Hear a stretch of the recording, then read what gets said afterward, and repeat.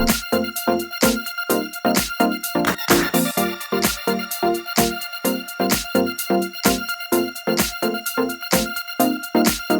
To my channel. Hi friends, ಎಲ್ಲರೂ ಹೇಗಿದ್ದೀರಾ? ನಾನು ನಿಮ್ಮ ಪ್ರೀತಿಯ ಶಿಲ್ಪಾ ಶುಭಾಷಿಣಿ. ಇವತ್ತು ಒಂದು ಮನೆಯಲ್ಲಿ ಜಿರಳೆ ತುಂಬ ಜಾಸ್ತಿ ಇರುತ್ತಲ್ವ, ಅದಕ್ಕೋಸ್ಕರ ಒಂದು ಲಿಕ್ವಿಡ್ನ ತಯಾರು ಮಾಡಿ ಜಿರಳೆಗಳನ್ನ ಯಾವ ರೀತಿ ಓಡಿಸೋದು ಅನ್ನೋದನ್ನು ಟಿಪ್ಸ್ನ ನಿಮ್ಮ ಜೊತೆ ಶೇರ್ ಮಾಡ್ಕೋತಾ ಇದ್ದೀನಿ.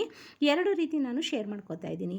ಮೊದಲಿಗೆ ಪೇಸ್ಟ್ ಮಾಡಿಕೊಂಡು ಆ ಲೀಫ್ಗಳೆಲ್ಲನೂ ತೊಗೊಂಡು ನಾನು ಪೇಸ್ಟ್ ಮಾಡ್ಕೊಂಡಿದ್ದೀನಿ. ಪೇಸ್ಟ್ ಮಾಡಿಕೊಂಡು ಹತ್ತಿಗಳನ್ನ ಹಾಕ್ಕೊಂಡು ಆ ಪೇಸ್ಟ್ ಒಳಗಡೆ ಹತ್ತಿಗಳೆಲ್ಲನೂ ಅದ್ದಿ ಎಲ್ಲೆಲ್ಲಿ ಜಿರಳೆಗಳು ಸಾಮಾನ್ಯವಾಗಿ ಸಿಂಕ್ ಕೆಳಗಡೆ ಜಾಸ್ತಿ ಓಡಾಡ್ತಾ ಇರ್ತಾವಲ್ವ, ಅಲ್ಲಿಗೆ ಒಂದೊಂದೇ ಉಂಡೆಗಳನ್ನ ನಾವು ಹತ್ತಿ ಉಂಡೆಗಳನ್ನ ಇಡ್ತಾ ಬರಬೇಕು. ಇದನ್ನು ನೈಟ್ ಮಾಡಿ ತುಂಬ ರಿಸಲ್ಟ್ ಚೆನ್ನಾಗಿ ಕೊಡುತ್ತೆ ಫ್ರೆಂಡ್ಸ್. ನೈಟ್ ಮಾಡಬೇಕು ಇದನ್ನು. ನೋಡಿ, ನಾನು ಎಲ್ಲೆಲ್ಲಿ ಈಗ ಸೋಫಾ ಸೆಟ್ ಕೆಳಗಡೆ ಎಲ್ಲನೂ ಕೂಡ ಇಟ್ಟು ನೀಟಾಗಿ ಇದು ಮಾಡಿದೆ.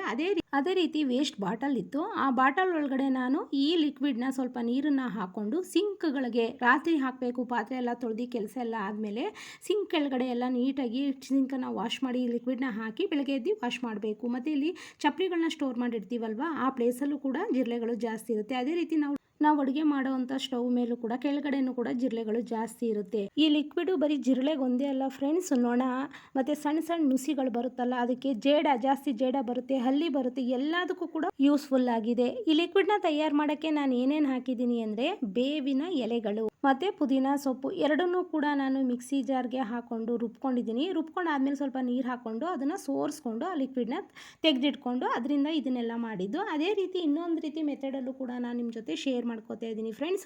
ಇದಂತೂ ತುಂಬ ಯೂಸ್ಫುಲ್ಲು. ಒಂದು ಸಲ ಟ್ರೈ ಮಾಡಿ ನೀವು ಮನೇಲಿ.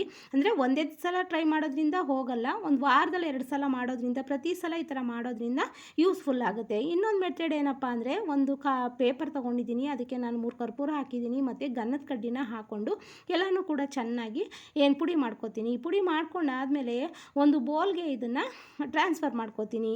ಅದಕ್ಕೆ ಸ್ವಲ್ಪ ನೀರನ್ನು ಹಾಕ್ಕೊಂಡು ಮತ್ತು ಅದಕ್ಕೆ ನಾನು ಬೇವಿನ ಸೊಪ್ಪಿಂದ ತಯಾರು ಮಾಡಿದ್ನಲ್ಲ ಆ ರಸನ ಇದ್ರ ಜೊತೆಗೆ ಮಿಕ್ಸ್ ಮಾಡಿಕೊಂಡು ನೀರನ್ನು ಎಷ್ಟು ಬೇಕಷ್ಟು ನೀರನ್ನು ಹಾಕ್ಕೊಂಡು 1 ಅವರ್ ಹಾಗೆ ಬಿಟ್ಬಿಡಬೇಕು.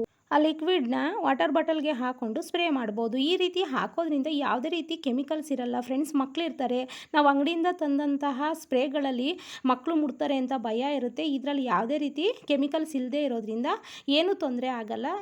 ಒಂದು ಸಲ ಟ್ರೈ ಮಾಡಿ, ತುಂಬ ಯೂಸ್ಫುಲ್ ಆಗಿದೆ ಫ್ರೆಂಡ್ಸ್. ಈ ವಿಡಿಯೋ ಇಷ್ಟ ಆಗಿದ್ರೆ ಒಂದು ಲೈಕ್ ಕೊಡೋದು ಮರಿಬೇಡಿ ಫ್ರೆಂಡ್ಸ್. ಯಾರೇ ನನ್ನ ಚಾನಲ್ನ ಸಬ್ಸ್ಕ್ರೈಬ್ ಮಾಡ್ಕೊಂಡಿಲ್ಲ, ಪ್ಲೀಸ್ ದಯವಿಟ್ಟು ಸಬ್ಸ್ಕ್ರೈಬ್ ಮಾಡಿಕೊಂಡು ಲೈಕ್ ಮಾಡಿ, ಶೇರ್ ಮಾಡಿ, ಹಾಗೆ ಕಮೆಂಟ್ಸಲ್ಲಿ ಹೇಗಿತ್ತು ಅಂತ ತಿಳಿಸಿ.